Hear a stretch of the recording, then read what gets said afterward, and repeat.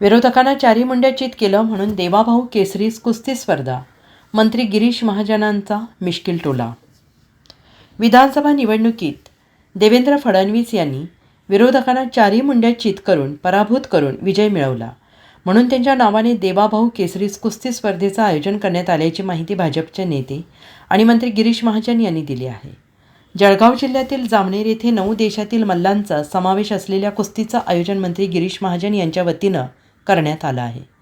या कुस्ती स्पर्धेचे नाव देवाभाऊ कुस्ती स्पर्धा असं ठेवण्यात आल्याने राजकीय क्षेत्रात तसेच क्रीडा क्षेत्रात ही स्पर्धा चर्चेचा विषय बनली आहे.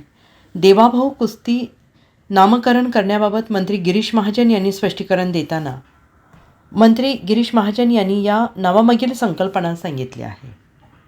शालेय जीवनापासून आपल्याला कुस्तीची आवड असली आणि म्हणूनच आपण स्वतः अनेक कुस्ती स्पर्धांमध्ये भाग घेतला. आपण खेळामध्येही पुढे राहिलो आहोत आणि त्याबरोबर राजकारणातही अव्वल राहिलो.